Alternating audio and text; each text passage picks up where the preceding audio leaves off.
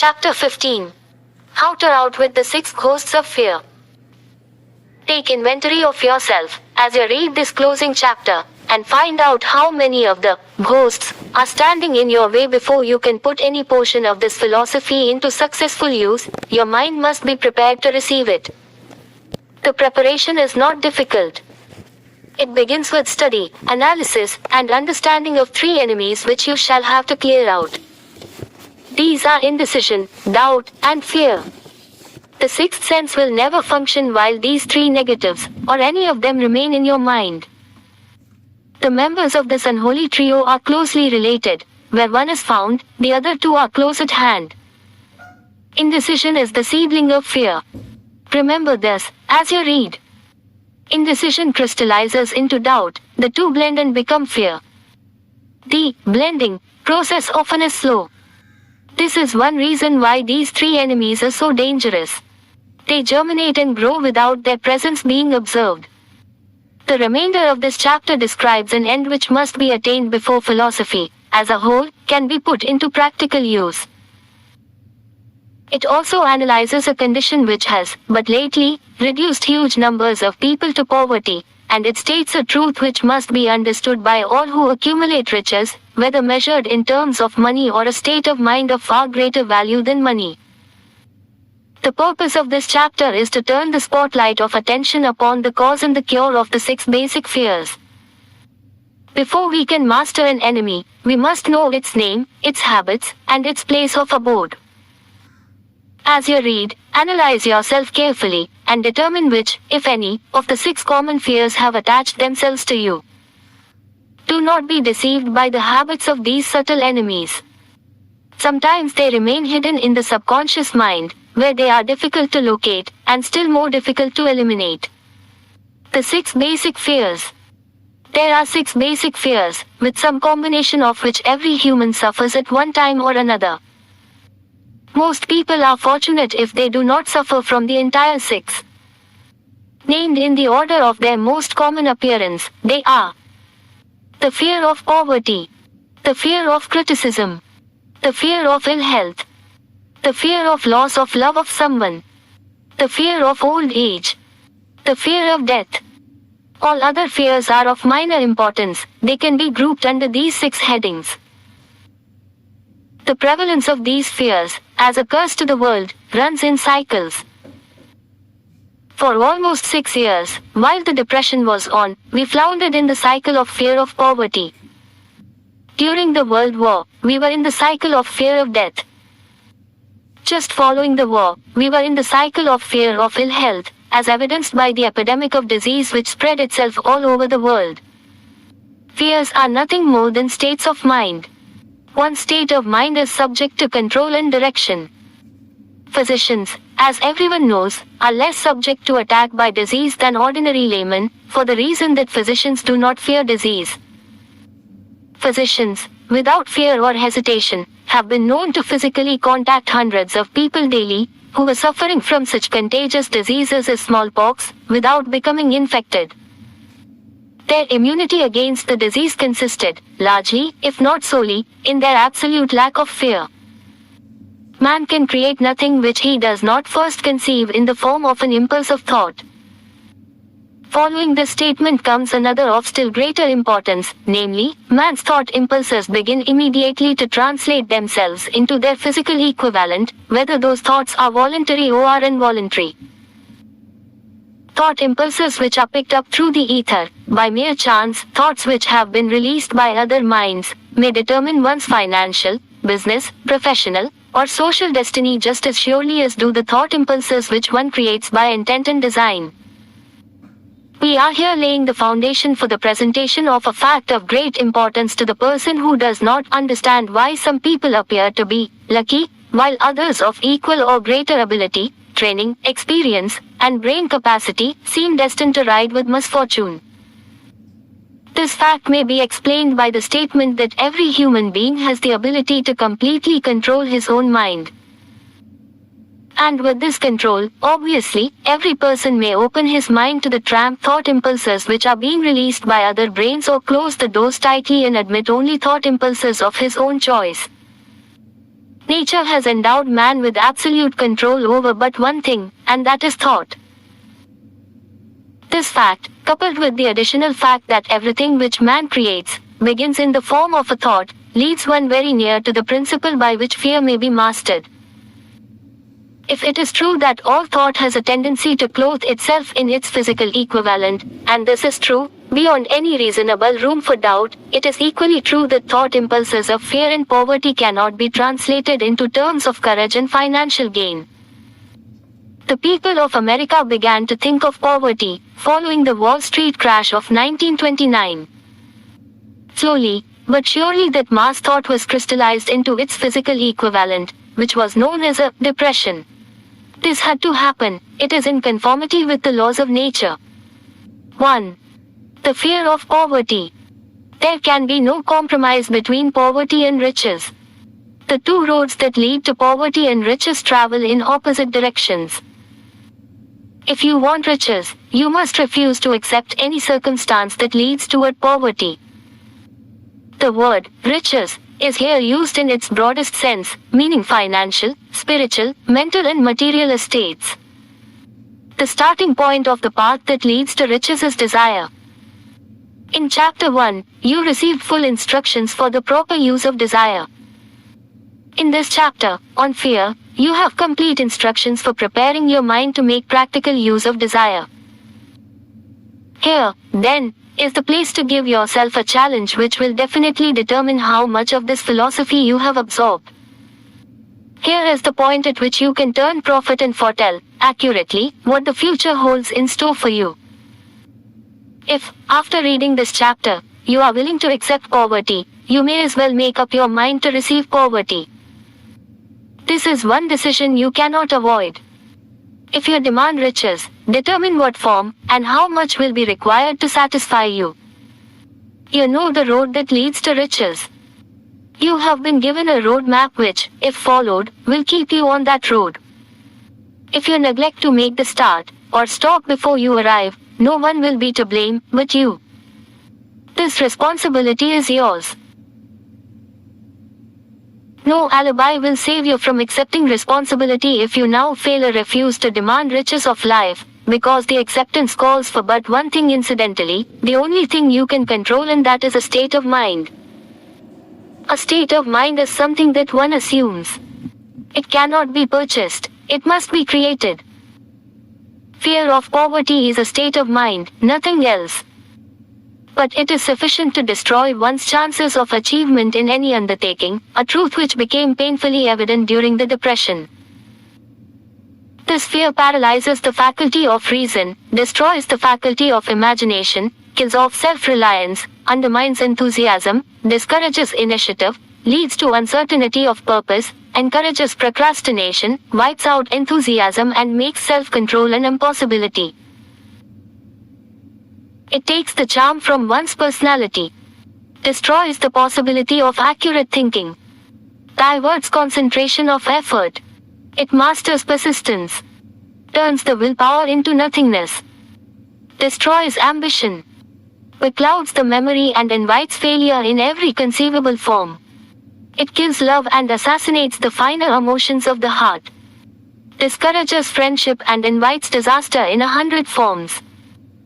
Leads to sleeplessness, misery and unhappiness, and all this despite the obvious truth that we live in a world of overabundance of everything the heart could desire, with nothing standing between us and our desires, excepting lack of a definite purpose. The fear of poverty is, without doubt, the most destructive of the 6 basic fears. It has been placed at the head of the list, because it is the most difficult to master. Considerable courage is required to state the truth about the origin of this fear, and still greater courage to accept the truth after it has been stated. The fear of poverty grew out of man's inherited tendency to prey upon his fellow man economically.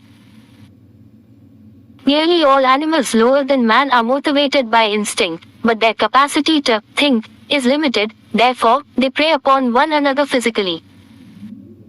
Man, with his superior sense of intuition, with the capacity to think and to reason, does not eat his fellow man bodily, he gets more satisfaction out of eating him financially.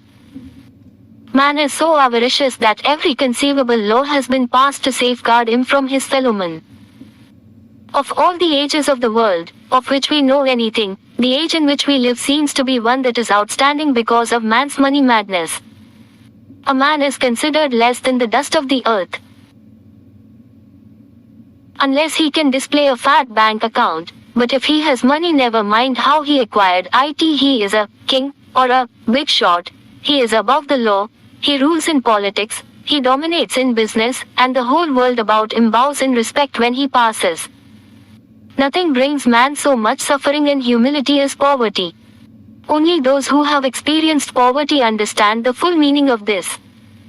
It is no wonder that man fears poverty. Through a long line of inherited experiences, man has learned, for sure, that some men cannot be trusted, where matters of money and earthly possessions are concerned. This is a rather stinging indictment, the worst part of it being that it is true. The majority of marriages are motivated by the wealth possessed by one, or both of the contracting parties. It is no wonder, therefore, that the divorce courts are busy. So eager is man to possess wealth that he will acquire it in whatever manner he can, through legal methods if possible, through other methods if necessary or expedient. Self-analysis may disclose weaknesses which one does not like to acknowledge. This form of examination is essential to all who demand of life more than mediocrity and poverty. Remember, as you check yourself point by point, that you are both the court and the jury, the prosecuting attorney and the attorney for the defense, and that you are the plaintiff and the defendant, also, that you are on trial. Face the facts squarely. Ask yourself definite questions and demand direct replies. When the examination is over, you will know more about yourself. If you do not feel that you can be an impartial judge in this self-examination, call upon someone who knows you well to serve as judge while you cross-examine yourself. You are after the truth. Get it, no matter at what cost, even though it may temporarily embarrass you. The majority of people, if asked what they fear most, would reply, "I fear nothing." The reply would be inaccurate, because few people realize that they are bound, handicapped, whipped spiritually and physically through some form of fear. So subtle and deeply seated is the emotion of fear that one may go through life burdened with it, never recognizing its presence. Only a courageous analysis will disclose the presence of this universal enemy. When you begin such an analysis, search deeply into your character. Here is a list of the symptoms for which you should look. Symptoms of the fear of poverty. Indifference. Commonly expressed through lack of ambition, willingness to tolerate poverty, acceptance of whatever compensation life may offer without protest, mental and physical laziness, lack of initiative, imagination, enthusiasm and self-control, indecision. The habit of permitting others to do one's thinking. Staying on the fence. Doubt.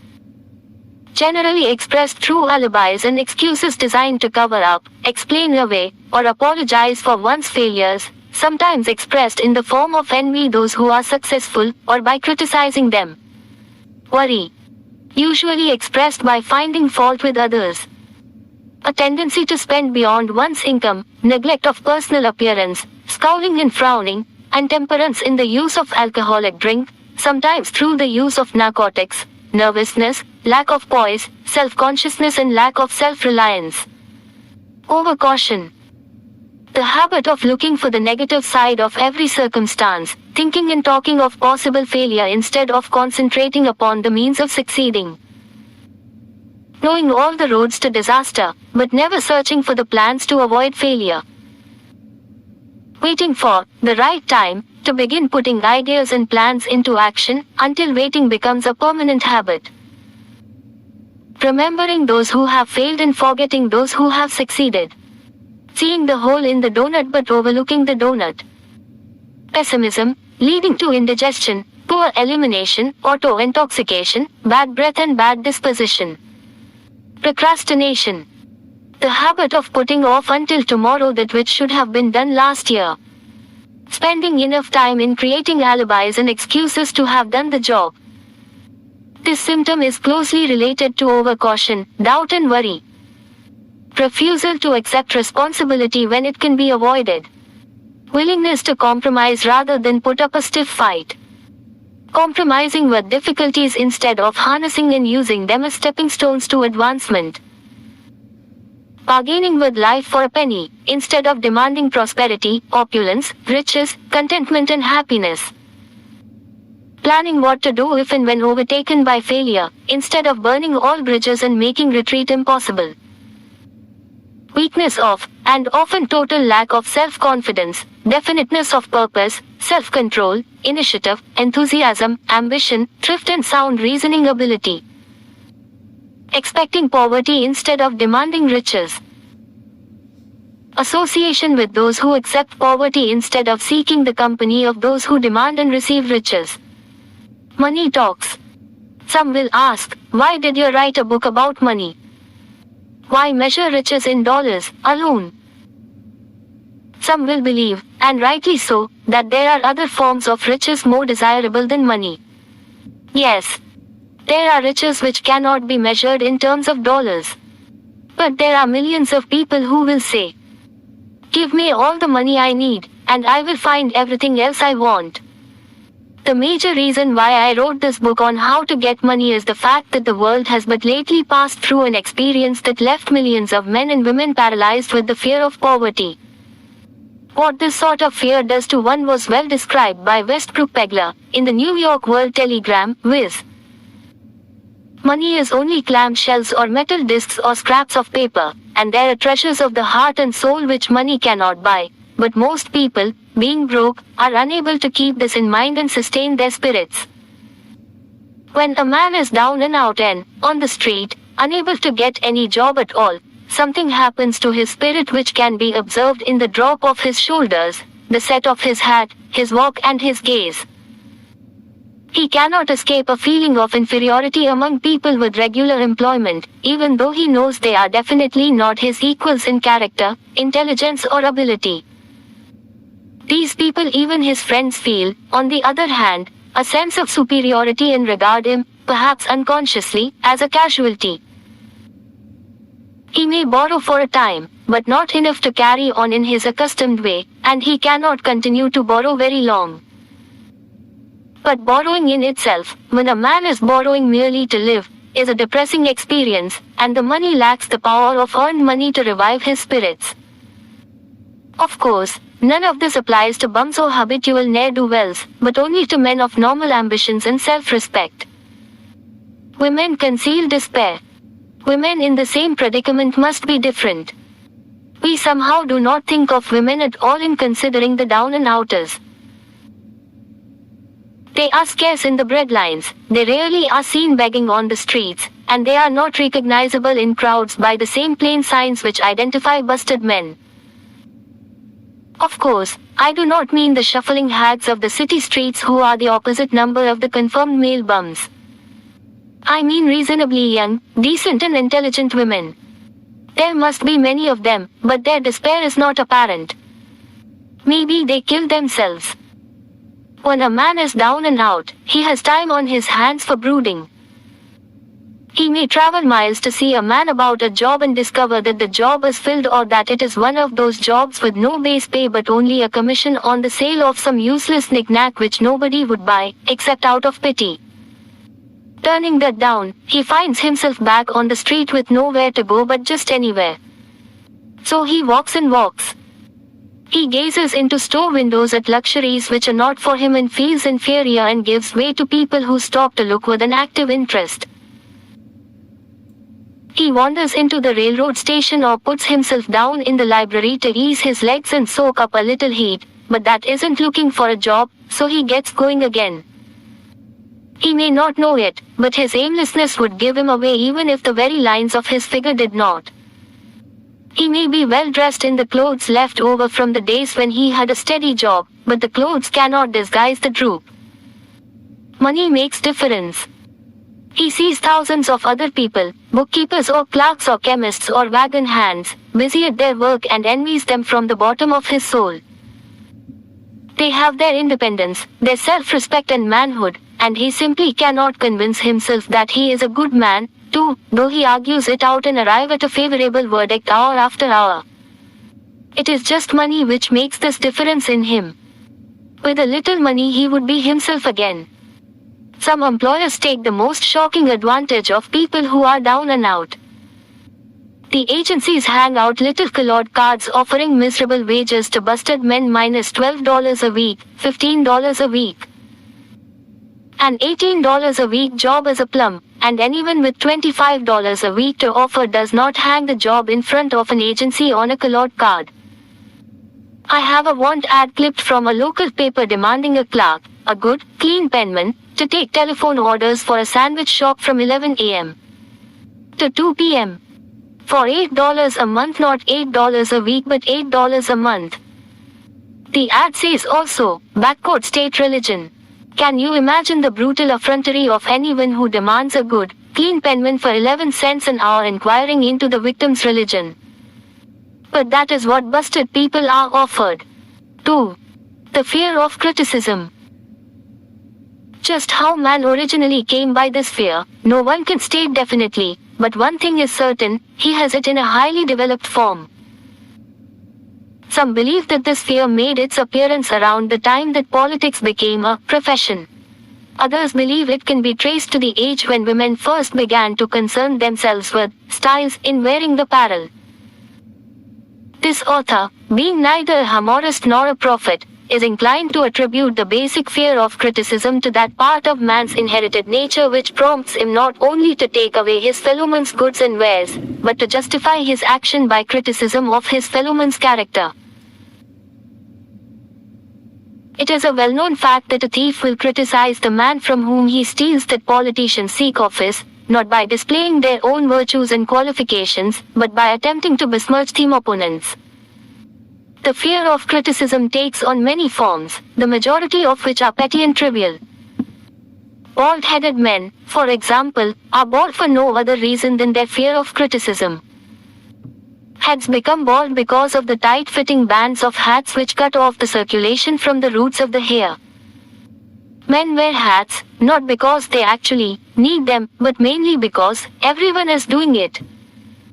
The individual falls into line and does likewise, lest some other individual criticize him. Women seldom have bald heads, or even thin hair, because they wear hats which fit their heads loosely, the only purpose of the hats being adornment. But it must not be supposed that women are free from the fear of criticism.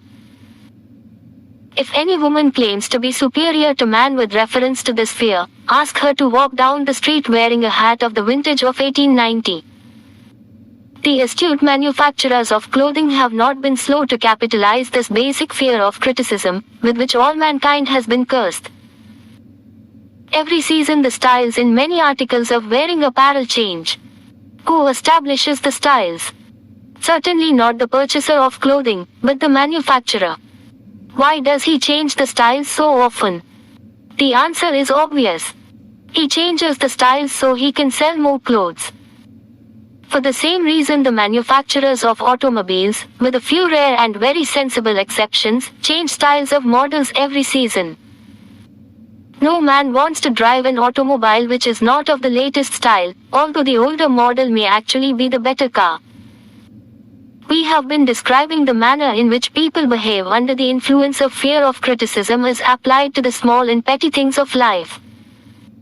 Let us now examine human behavior when this fear affects people in connection with the more important events of human relationship. Take for example practically any person who has reached the age of mental maturity. From 35 to 40 years of age, as a general average, and if you could read the secret thoughts of his mind, you would find a very decided disbelief in most of the fables taught by the majority of the dogmatists and theologians a few decades back. Not often, however, will you find a person who has the courage to openly state his belief on this subject. Most people will, if pressed far enough, tell a lie rather than admit that they do not believe the stories associated with that form of religion which held people in bondage prior to the age of scientific discovery and education.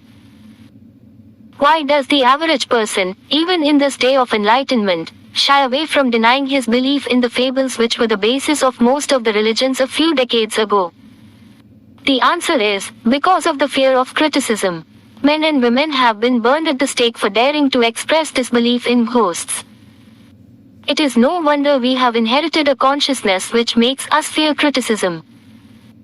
The time was, and not so far in the past, when criticism carried severe punishments. It still does in some countries. The fear of criticism robs man of his initiative, destroys his power of imagination, limits his individuality, takes away his self-reliance, and does him damage in 100 other ways. Parents often do their children irreparable injury by criticizing them. The mother of one of my boyhood chums used to punish him with a switch almost daily, always completing the job with the statement, "You'll land in the penitentiary before you are 20. He was sent to a reformatory at the age of 17. Criticism is the one form of service, of which everyone has too much. Everyone has a stock of it which is handed out, gratis, whether called for or not. One's nearest relatives often are the worst offenders. It should be recognized as a crime. In reality, it is a crime of the worst nature, for any parent to build inferiority complexes in the mind of a child, through unnecessary criticism. Employers who understand human nature, get the best there is in men, not by criticism, but by constructive suggestion. Parents may accomplish the same results with their children. Criticism will plant fear in the human heart, or resentment, but it will not build love or affection. Symptoms of the fear of criticism. This fear is almost as universal as the fear of poverty, and its effects are just as fatal to personal achievement, mainly because this fear destroys initiative and discourages the use of imagination.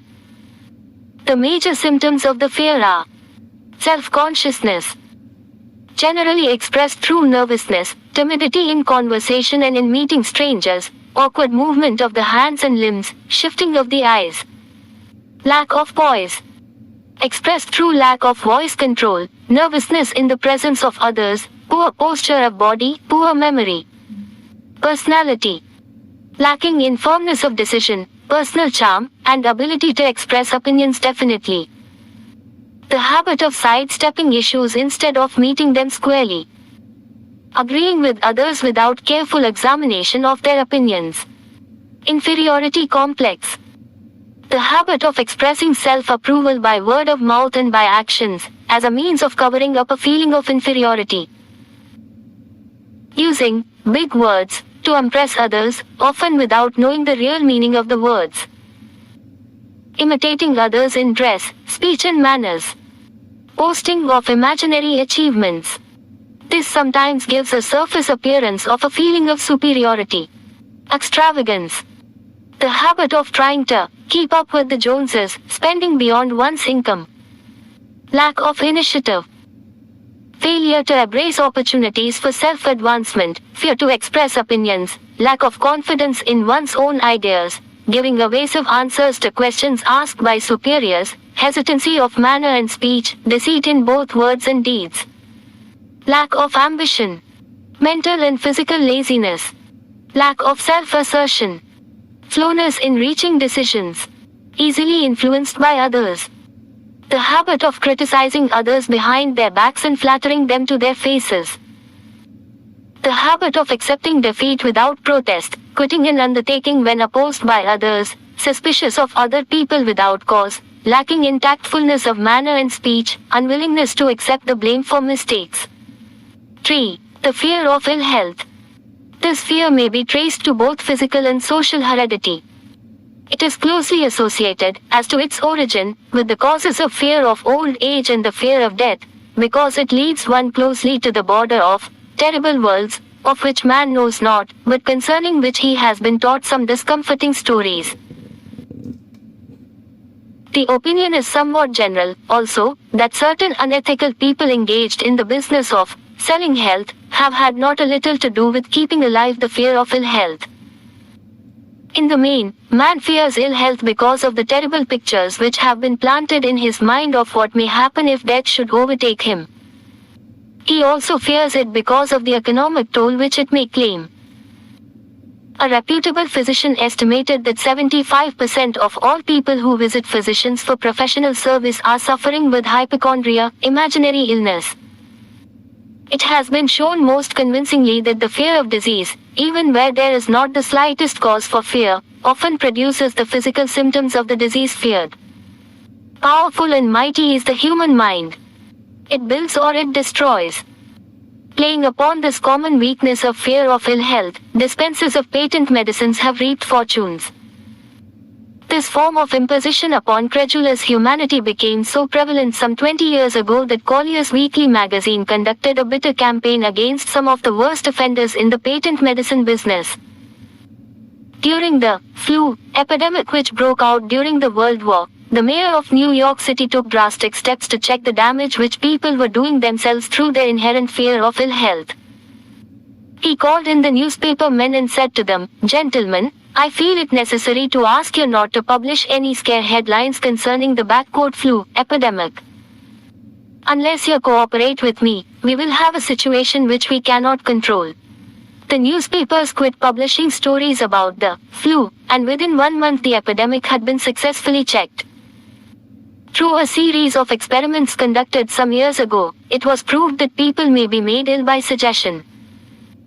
We conducted this experiment by causing 3 acquaintances to visit the victims, each of whom asked the question, "What ails you? You look terribly ill." The first questioner usually provoked a grin, and a nonchalant, "Oh, nothing, I'm all right," from the victim.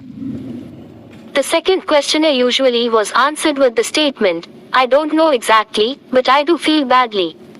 The third questioner was usually met with the frank admission that the victim was actually feeling ill. Try this on an acquaintance if you doubt that it will make him uncomfortable, but do not carry the experiment too far. There is a certain religious sect whose members take vengeance upon their enemies by the hexing method. They call it placing a spell on the victim. There is overwhelming evidence that disease sometimes begins in the form of negative thought impulse. Such an impulse may be passed from one mind to another, by suggestion, or created by an individual in his own mind. A man who was blessed with more wisdom than this incident might indicate, once said, "When anyone asks me how I feel, I always want to answer by knocking him down." Doctors send patients into new climates for their health, because a change of mental attitude is necessary. The seed of fear of ill health lives in every human mind. Worry, fear, discouragement, disappointment in love and business affairs cause the seed to germinate and grow. The recent business depression kept the doctors on the run, because every form of negative thinking may cause ill health. Disappointments in business and in love stand at the head of the list of causes of fear of ill health. A young man suffered a disappointment in love which sent him to a hospital. For months he hovered between life and death. A specialist in suggestive therapeutics was called in. The specialist changed nurses, placing him in charge of a very charming young woman who began, by prearrangement with the doctor, to make love to him the first day of her arrival on the job. Within 3 weeks the patient was discharged from the hospital, still suffering, but with an entirely different malady. He was in love again. The remedy was a hoax, but the patient and the nurse were later married. Both are in good health at the time of this writing. Symptoms of the fear of ill health. The symptoms of this almost universal fear are autosuggestion, the habit of negative use of self-suggestion by looking for and expecting to find the symptoms of all kinds of disease. Enjoying imaginary illness and speaking of it as being real. The habit of trying all fads and isms recommended by others as having therapeutic value. Talking to others of operations, accidents and other forms of illness. Experimenting with diets, physical exercises, reducing systems, without professional guidance. Trying home remedies, patent medicines and quack remedies. Hypochondria. The habit of talking of illness, concentrating the mind upon disease, and expecting its appearance until a nervous break occurs. Nothing that comes in bottles can cure this condition. It is brought on by negative thinking, and nothing but positive thought can affect a cure. Hypochondria, a medical term for imaginary disease, is said to do as much damage on occasion as the disease one fears might do. Most so-called cases of nerves come from imaginary illness. Exercise. Fear of ill health often interferes with proper physical exercise and results in obesity by causing one to avoid outdoor life. Susceptibility. Fear of ill health breaks down nature's body resistance and creates a favorable condition for any form of disease one may contact. The fear of ill health often is related to the fear of poverty, especially in the case of the hypochondriac, who constantly worries about the possibility of having to pay doctor's bills, hospital bills, etc. This type of person spends much time preparing for sickness, talking about death, saving money for cemetery lots, and burial expenses, etc. Self-coddling. The habit of making a bid for sympathy, using imaginary illness as the lure. People often resort to this trick to avoid work. The habit of feigning illness to cover plain laziness, or to serve as an alibi for lack of ambition. Intemperance. The habit of using alcohol or narcotics to destroy pains such as headaches, neuralgia, etc., instead of eliminating the cause. The habit of reading about illness and worrying over the possibility of being stricken by it. The habit of reading patent medicine advertisements. 4. The fear of loss of love.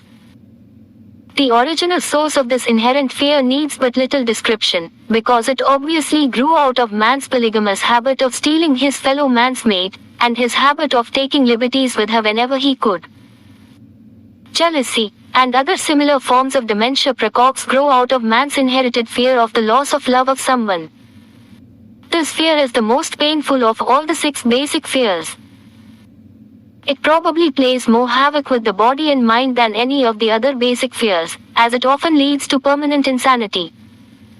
The fear of the loss of love probably dates back to the Stone Age, when men stole women by brute force. They continue to steal females, but their technique has changed. Instead of force, they now use persuasion, the promise of pretty clothes, motor cars, and other bait, much more effective than physical force. Man's habits are the same as they were at the dawn of civilization, but he expresses them differently. Careful analysis has shown that women are more susceptible to this fear than men. This fact is easily explained. Women have learned, from experience, that men are polygamous by nature, that they are not to be trusted in the hands of rivals. Symptoms of the fear of loss of love. The distinguishing symptoms of this fear are jealousy. The habit of being suspicious of friends and loved ones without any reasonable evidence of sufficient grounds. Jealousy is a form of dementia precox which sometimes becomes violent without the slightest cause. The habit of accusing wife or husband of infidelity without grounds. General suspicion of everyone, absolute faith in no one. Fault finding. The habit of finding fault with friends, relatives, business associates and loved ones upon the slightest provocation, or without any cause whatsoever. Gambling. The habit of gambling, stealing, cheating, and otherwise taking hazardous chances to provide money for loved ones, with the belief that love can be bought. The habit of spending beyond one's means, or incurring debts, to provide gifts for loved ones, with the object of making a favorable showing. Insomnia, nervousness, lack of persistence, weakness of will, lack of self-control, lack of self-reliance, bad temper. 5. The fear of old age. In the main, this fear grows out of 2 sources. First, the thought that old age may bring with it poverty. Secondly, and by far the most common source of origin, from false and cruel teachings of the past which have been too well mixed with fire and brimstone, and other bogies cunningly designed to enslave man through fear. In the basic fear of old age, man has 2 very sound reasons for his apprehension, one growing out of his distrust of his fellowman, whom he sees whatever worldly goods he may possess, and the other arising from the terrible pictures of the world beyond, which were planted in his mind, through social heredity before he came into full possession of his mind. The possibility of ill health, which is more common as people grow older, is also a contributing to this common fear of old age. Eroticism also enters into the cause of the fear of old age, as no man cherishes the thought of diminishing sex attraction. The most common cause of fear of old age is associated with the possibility of poverty. Poorhouse is not a pretty word. It throws a chill into the mind of every person who faces the possibility of having to spend his declining years on a poor farm. Another contributing cause of the fear of old age is the possibility of loss of freedom and independence, as old age may bring with it the loss of both physical and economic freedom. Symptoms of the fear of old age. The commonest symptoms of this fear are the tendency to slow down and develop an inferiority complex at the age of mental maturity, around the age of 40, falsely believing oneself to be slipping because of age. The truth is that man's most useful years, mentally and spiritually, are those between 40 and 60. The habit of speaking apologetically of oneself as being old, merely because one has reached the age of 40 or 50, instead of reversing the rule and expressing gratitude for having reached the age of wisdom and understanding. The habit of killing off initiative, imagination, and self-reliance by falsely believing oneself too old to exercise these qualities. The habit of the man or woman of 40 dressing with the aim of trying to appear much younger and affecting mannerisms of youth, thereby inspiring ridicule by both friends and strangers. 6. The fear of death. To some, this is the cruelest of all the basic fears. The reason is obvious. The terrible pangs of fear associated with the thought of death, in the majority of cases, may be charged directly to religious fanaticism. So-called heathen are less afraid of death than the more civilized. For hundreds of millions of years, man has been asking the still unanswered questions: whence and whither? Where did I come from, and where am I going? During the darker ages of the past, the more cunning and crafty were not slow to offer the answer to these questions, for a price. Witness, now, the major source of origin of the fear of death. Come into my tent, embrace my faith, accept my dogmas, and I will give you a ticket that will admit you straightway into heaven when you die, cries a leader of sectarianism. Remain out of my tent, says the same leader, and may the devil take you and burn you throughout eternity. Eternity is a long time.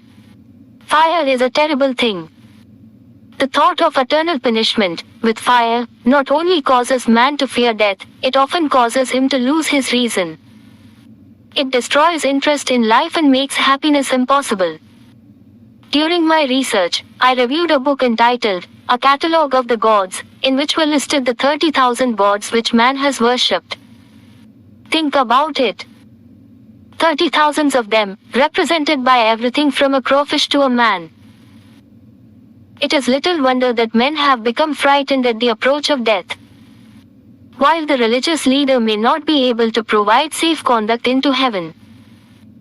Now, by lack of such provision, allow the unfortunate to descend into hell, the possibility of the latter seems so terrible that the very thought of it lays hold of the imagination in such a realistic way that it paralyzes reason, and sets up the fear of death. In truth, no man knows, and no man has ever known, what heaven or hell is like, nor does any man know if either place actually exists. This very lack of positive knowledge opens the door of the human mind to the charlatan, so he may enter and control that mind with his talk of legerdemain and various brands of pious fraud and trickery. The fear of death is not as common now as it was during the age when there were no great colleges and universities. Men of science have turned the spotlight of truth upon the world, and this truth is rapidly freeing men and women from this terrible fear of death. The young men and young women who attend the colleges and universities are not easily impressed by fire and brimstone. Through the aid of biology, astronomy, geology, and other related sciences, the fears of the dark ages which gripped the minds of men and destroyed their reason have been dispelled. Insane asylums are filled with men and women who have gone mad because of the fear of death. This fear is useless. Death will come, no matter what anyone may think about it. Accept it as a necessity and pass the thought out of your mind. It must be a necessity, or it would not come to all. Perhaps it is not as bad as it has been pictured. The entire world is made up of only two things, energy and matter. In elementary physics we learn that neither matter nor energy, the only two realities known to man, can be created nor destroyed. Both matter and energy can be transformed, but neither can be destroyed. Life is energy, if it is anything. If neither energy nor matter can be destroyed, of course life cannot be destroyed. Life, like other forms of energy, may be passed through various processes of transition or change, but it cannot be destroyed. Death is mere transition. If death is not mere change or transition, then nothing comes after death except a long, eternal, peaceful sleep, and sleep is nothing to be feared. Thus, you may wipe out, forever, the fear of death. Symptoms of the fear of death. The general symptoms of this fear are the habit of thinking about dying instead of making the most of life, due, generally, to lack of purpose or lack of a suitable occupation. This fear is more prevalent among the aged, but sometimes the more youthful are victims of it. The greatest of all remedies for the fear of death is a burning desire for achievement, backed by useful service to others. A busy person seldom has time to think about dying. He finds life too thrilling to worry about death. Sometimes the fear of death is closely associated with the fear of poverty, where one's death would leave loved ones poverty-stricken. In other cases, the fear of death is caused by illness and the consequent breaking down of physical body resistance. The commonest causes of the fear of death are ill health, poverty, lack of appropriate occupation, disappointment over love, insanity, religious fanaticism. Old man worry. Worry is a state of mind based upon fear. It works slowly, but persistently. It is insidious and subtle. Step by step it digs itself in, until it paralyzes one's reasoning faculty, destroys self-confidence and initiative. Worry is a form of sustained fear caused by indecision, therefore it is a state of mind which can be controlled. An unsettled mind is helpless. Indecision makes an unsettled mind. Most individuals lack the willpower to reach decisions promptly, and to stand by them after they have been made, even during normal business conditions. During periods of economic unrest, such as the world recently experienced, the individual is handicapped, not alone by his inherent nature to be slow at reaching decisions, but he is influenced by the indecision of others around him who have created a state of mass indecision. During the Depression, the whole atmosphere, all over the world, was filled with 𝗧� and 𝗦𝗧, the two mental disease germs which began to spread themselves after the Wall Street frenzy in 1929. There is only one known antidote for these germs. It is the habit of prompt and firm decision. Moreover, it is an antidote which every individual must apply for himself. We do not worry over conditions, once we have reached a decision to follow a definite line of action. I once interviewed a man who was to be electrocuted 2 hours later. The condemned man was the calmest of some 8 men who were in the death cell with him. His calmness prompted me to ask him how it felt to know that he was going into eternity in a short while. With a smile of confidence on his face, he said, "It feels fine. Just think, brother, my troubles will soon be over. I have had nothing but trouble all my life. It has been a hardship to get food and clothing. Soon I will not need these things. I have felt fine ever since I learned for certain that I must die. I made up my mind then, to accept my fate in good spirit." As he spoke, he devoured a dinner of proportions sufficient for 3 men, eating every mouthful of the food brought to him, and apparently enjoying it as much as if no disaster awaited him. Decision gave this man resignation to his fate. Decision can also prevent one's acceptance of undesired circumstances. The 6 basic fears become translated into a state of worry, through indecision. relieve yourself forever of the fear of death by reaching a decision to accept death as an inescapable event. Whip the fear of poverty by reaching a decision to get along with whatever wealth you can accumulate without worry. Put your foot upon the neck of the fear of criticism by reaching a decision not to worry about what other people think, do, or say. Eliminate the fear of old age by reaching a decision to accept it, not as a handicap, but as a great blessing which carries with it wisdom, self-control, and understanding not known to youth. Acquit yourself of the fear of ill health by the decision to forget symptoms. Master the fear of loss of love by reaching a decision to get along without love, if that is necessary. Kill the habit of worry, in all its forms, by reaching a general, blanket decision that nothing which life has to offer is worth the price of worry. With this decision will come poise, peace of mind, and calmness of thought which will bring happiness. A man whose mind is filled with fear not only destroys his own chances of intelligent action, but he transmits these destructive vibrations to the minds of all who come into contact with him, and destroys also their chances. Even a dog or a horse knows when its master lacks courage. Moreover, a dog or a horse will pick up the vibrations of fear thrown off by its master and behave accordingly. Lower down the line of intelligence in the animal kingdom, one finds this same capacity to pick up the vibrations of fear. A honeybee immediately senses fear in the mind of a person for reasons unknown. A bee will sting the person whose mind is releasing vibrations of fear, much more readily than it will molest the person whose mind registers no fear.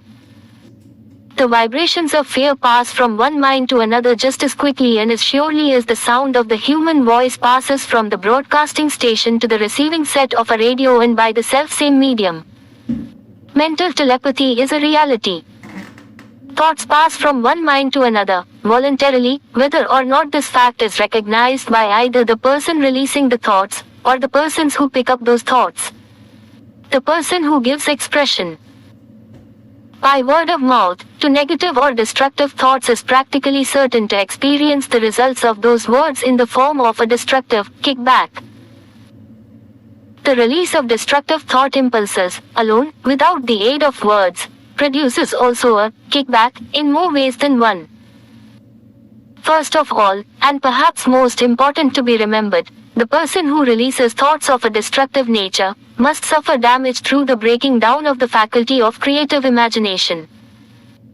Secondly, the presence in the mind of any destructive emotion develops a negative personality which repels people, and often converts them into antagonists. The third source of damage to the person who entertains or releases negative thoughts lies in the significant fact these thought impulses are not only damaging to others, but they embed themselves in the subconscious mind of the person releasing them, and they become a part of his character. One is never through with a thought, merely by releasing it. When a thought is released, it spreads in every direction, through the medium of the ether, but it also plants itself permanently in the subconscious mind of the person releasing it. Your business in life is, presumably, to achieve success. To be successful, you must find peace of mind, acquire the material needs of life, and above all, attain happiness. All of these evidence of success begins in the form of thought impulses. You may control your own mind. You have the power to feed it whatever thought impulses you choose. With this privilege goes also the responsibility of using it constructively. You are the master of your own earthly destiny just as surely as you have the power to control your own thoughts. You may influence, direct, and eventually control your own environment, making your life what you want it to be, or you may neglect to exercise the privilege, which is yours, to make your life to order, thus casting yourself upon the broad sea of circumstance, where you will be tossed hither and yon, like a chip on the waves of the ocean. The devil's workshop, the seventh basic evil. In addition to the 6 basic fears, there is another evil by which people suffer. It constitutes a rich soil in which the seeds of failure grow abundantly. It is so subtle that its presence often is not detected. This affliction cannot properly be classed as a fear. It is more deeply seated and more often fatal than all of the 6 fears. For want of a better name, let us call this evil susceptibility to negative influences. Men who accumulate great riches always protect themselves against this evil. The poverty-stricken never do. Those who succeed in any calling must prepare their minds to resist the evil. If you are reading this philosophy for the purpose of accumulating riches, you should examine yourself very carefully to determine whether you are susceptible to negative influences. If you neglect this self-analysis, you will forfeit your right to attain the object of your desires. Make the analysis searching. After you read the questions prepared for this self-analysis, hold yourself to a strict accounting in your answers. Go at the task as carefully as you would search for any other enemy you knew to be awaiting you in ambush, and deal with your own faults as you would with a more tangible enemy. You can easily protect yourself against highway robbers, because the law provides organized cooperation for your benefit, but the 7th basic evil is more difficult to master, because it strikes when you are not aware of its presence, when you are asleep, and while you are awake. Moreover, its weapon is intangible, because it consists of merely a state of mind. This evil is also dangerous because it strikes in as many different forms as there are human experiences. Sometimes it enters the mind through the well-meant words of one's own relatives. At other times, it bores from within, through one's own mental attitude. Always it is as deadly as poison, even though it may not kill us quickly. How to protect yourself against negative influences? To protect yourself against negative influences, whether of your own making, or the result of the activities of negative people around you, recognize that you have a willpower, and put it into constant use, until it builds a wall of immunity against negative influences in your own mind. Recognize the fact that you, and every other human being, are, by nature, lazy, indifferent, and susceptible to all suggestions which harmonize with your weaknesses. Recognize that you are, by nature, susceptible to all the 6 basic fears, and set up habits for the purpose of counteracting all these fears. Recognize that negative influences often work on you through your subconscious mind, therefore, they are difficult to detect, and keep your mind closed against all people who depress or discourage you in any way. Clean out your medicine chest, throw away all pill bottles, and stop pandering to colds, aches, pains, and imaginary illness. Deliberately seek the company of people who influence you to think an ACT for yourself. Do not expect troubles, as they have a tendency not to disappoint. Without doubt, the most common weakness of all human beings is the habit of leaving their minds open to the negative influence of other people. This weakness is all the more damaging, because most people do not recognize that they are cursed by it, and many who acknowledge it, neglect or refuse to correct the evil until it becomes an uncontrollable part of their daily habits. To aid those who wish to see themselves as they really are, the following list of questions has been prepared. Read the questions and state your answers aloud, so you can hear your own voice. This will make it easier for you to be truthful with yourself. Self-analysis test questions. Do you complain often of feeling bad, and if so, what is the cause? Do you find fault with other people at the slightest provocation? Do you frequently make mistakes in your work, and if so, why? Are you sarcastic and offensive in your conversation? Do you deliberately avoid the association of anyone, and if so, why? Do you suffer frequently with indigestion? If so, what is the cause? Does life seem futile and the future hopeless to you? If so, why? Do you like your occupation? If not, why? Do you often feel self-pity, and if so, why? Are you envious of those who excel at you? To which do you devote most time, thinking of success or of failure? Are you gaining or losing self-confidence as you grow older? Do you learn something of value from all mistakes? Are you permitting some relative or acquaintance to worry you? If so, why? Are you sometimes in the clouds and at other times in the depths of despondency? Who has the most inspiring influence upon you? What is the cause? Do you tolerate negative or discouraging influences which you can avoid? Are you careless of your personal appearance? If so, when and why? Have you learned how to drown your troubles by being too busy to be annoyed by them? Would you call yourself a spineless weakling if you permitted others to do your thinking for you? Do you neglect internal bathing until auto-intoxication makes you ill-tempered and irritable? How many preventable disturbances annoy you, and why do you tolerate them? Do you resort to liquor, narcotics, or cigarettes to quiet your nerves? If so, why? Do you not try willpower instead? Does anyone nag you, and if so, for what reason?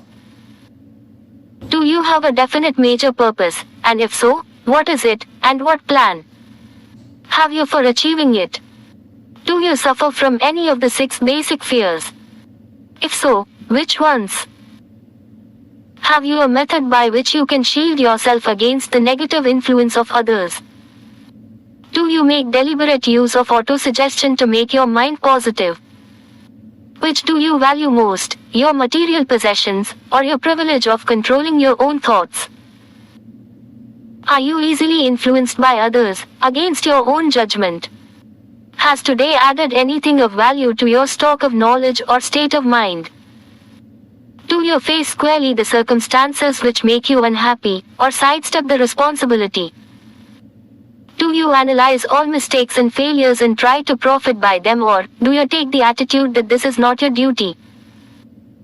Can you name 3 of your most damaging weaknesses?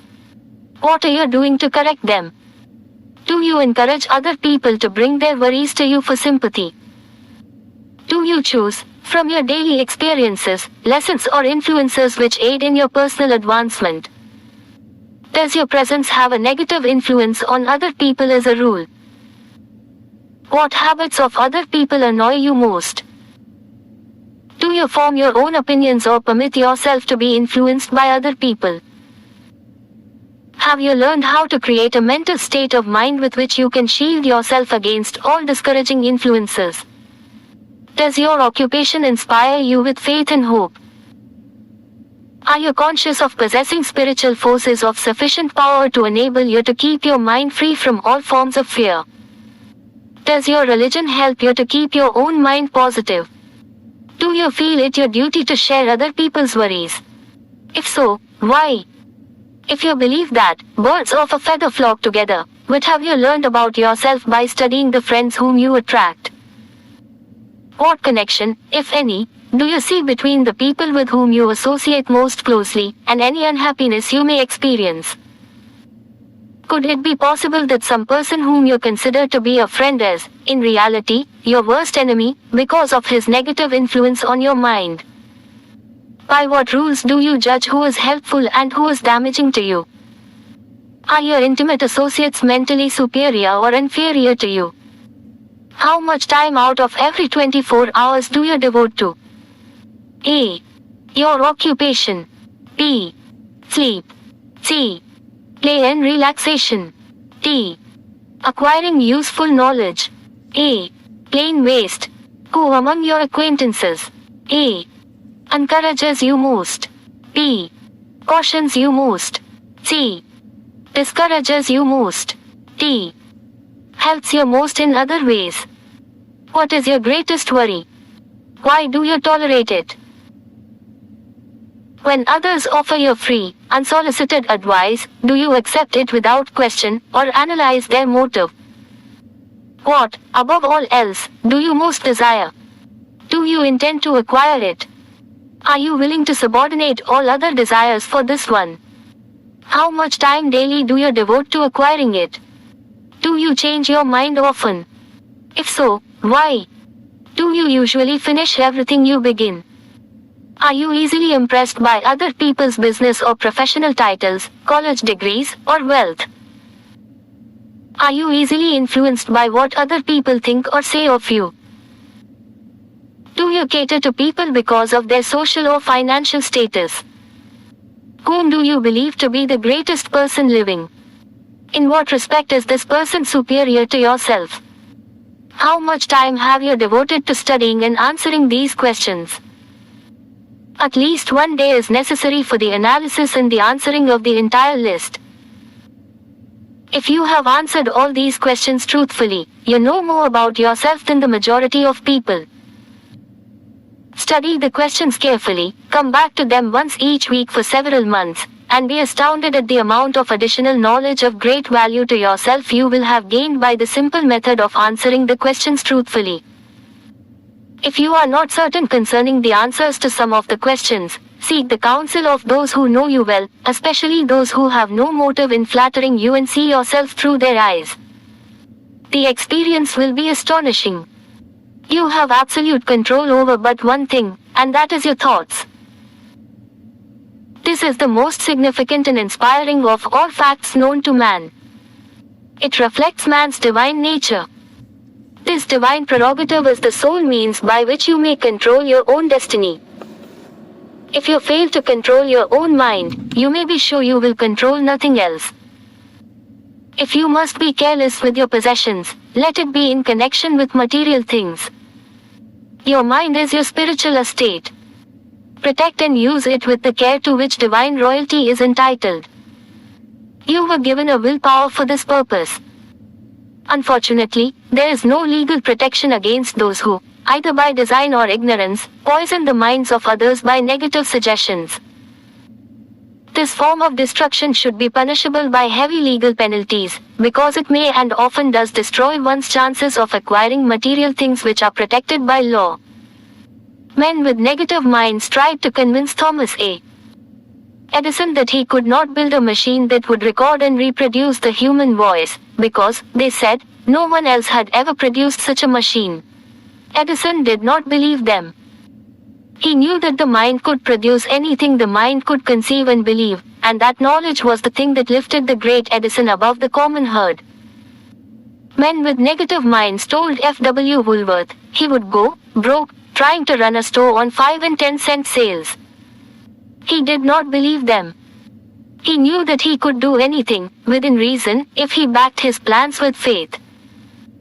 Exercising his right to keep other men's negative suggestions out of his mind, he piled up a fortune of more than $100 million. Men with negative minds told George Washington he could not hope to win against the vastly superior forces of the British. But he exercised his divine right to believe, therefore this book was published under the protection of the Stars and Stripes, while the name of Lord Cornwallis has been all but forgotten. Doubting Thomases scoffed scornfully when Henry Ford tried out his first crudely built automobile on the streets of Detroit. Some said the thing never would become practical. Others said no one would pay money for such a contraption.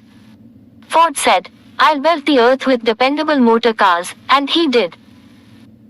His decision to trust his own judgment has already piled up a fortune far greater than the next 5 generations of his descendants can squander.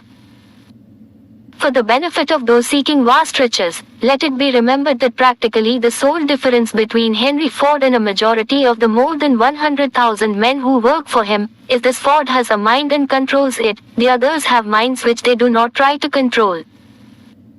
Henry Ford has been repeatedly mentioned, because he is an astounding example of what a man with a mind of his own, and a will to control it, can accomplish. His record knocks the foundation from under that time-worn alibi: "I never had a chance." Ford never had a chance, either, but he created an opportunity and backed it with persistence until it made him richer than Croesus.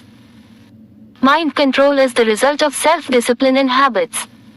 You either control your mind or it controls you. There is no hallway compromise. The most practical of all methods for controlling the mind is the habit of keeping it busy with a definite purpose, backed by a definite plan. Study the record of any man who achieves noteworthy success, and you will observe that he has control over his own mind, moreover, that he exercises that control and directs it toward the attainment of definite objectives. Without this control, success is not possible. 57. Famous alibis by old man. If people who do not succeed have one distinguishing trait in common, they know all the reasons for failure and have what they believe to be airtight alibis to explain away their own lack of achievement. Some of these alibis are clever, and a few of them are justifiable by the facts. But alibis cannot be used for money. The world wants to know only one thing: have you achieved success? A character analyst compiled a list of the most commonly used alibis. As you read the list, examine yourself carefully, and determine how many of these alibis, if any, are your own property. Remember, too, the philosophy presented in this book makes every one of these alibis obsolete. If I didn't have a wife and family, if I had enough pull, if I had money, if I had a good education, if I could get a job, if I had good health, if I only had time, if times were better, if other people understood me, if conditions around me were only different, if I could live my life over again, if I did not fear what they would say, if I had been given a chance, if I now had a chance, if other people didn't have it in for me, if nothing happens to stop me, if I were only younger, if I could only do what I want, if I had been born rich, if I could meet the right people, if I had the talent that some people have, if I dared assert myself, if I only had embraced past opportunities, if people didn't get on my nerves,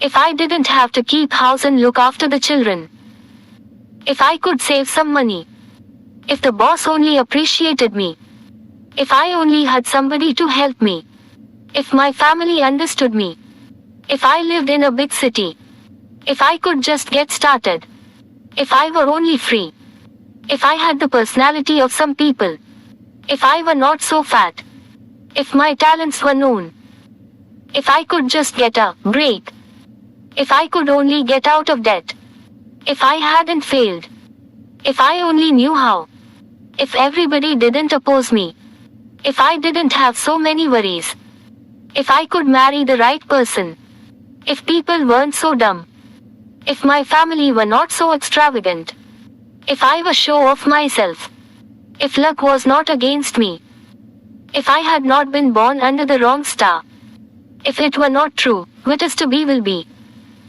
if I did not have to work so hard, if I hadn't lost my money, if I lived in a different neighborhood, if I didn't have a past, if I only had a business of my own, if other people would only listen to me, if, and this is the greatest of them all, I had the courage to see myself as I really am, I would find out what is wrong with me and correct it. Then I might have a chance to profit by my mistakes and learn something from the experience of others, for I know that there is something wrong with me, or I would now be where I would have been if I had spent more time analyzing my weaknesses and less time building alibis to cover them. Building alibis with which to explain failure is a national pastime. The habit is as old as the human race, and is fatal to success. Why do people cling to their pet alibis? The answer is obvious. They defend their alibis because they create them. A man's alibi is the child of his own imagination. It is human nature to defend one's own brainchild. Building alibis is a deeply rooted habit. Habits are difficult to break, especially when they provide justification for something we do. Plato had this truth in mind when he said, "The first and best victory is to conquer self." To be conquered by self is, of all things, the most shameful and vile. Another philosopher had the same thought in mind when he said, "It was a great surprise to me when I discovered that most of the ugliness I saw in others was but a reflection of my own nature." It has always been a mystery to me, said Elbert Hubbard, why people spend so much time deliberately fooling themselves by creating alibis to cover their weaknesses. If used differently, the same time would be sufficient to cure the weakness, then no alibis would be needed. In parting, I would remind you that life is a checkerboard, and the player opposite you is time. If you hesitate before moving, or neglect to move promptly, your men will be wiped off the board by time. You are playing against a partner who will not tolerate indecision. Quote. Previously you may have had a logical excuse for not having forced life to come through with whatever you asked, but that alibi is now obsolete, because you are in possession of the master key that unlocks the door to life's bountiful riches. The master key is intangible, but it is powerful. It is the privilege of creating, in your own mind, a burning desire for a definite form of riches. There is no penalty for the use of the key, but there is a price you must pay if you do not use it. The price is failure. There is a reward of stupendous proportions if you put the key to use. It is the satisfaction that comes to all who conquer self and force life to pay whatever is asked. The reward is worthy of your effort. Will you make the start and be convinced? If we are related, said the immortal Emerson, we shall meet. In closing, may I borrow his thought, and say, if we are related, we have, through these pages, met. The end. Thank you.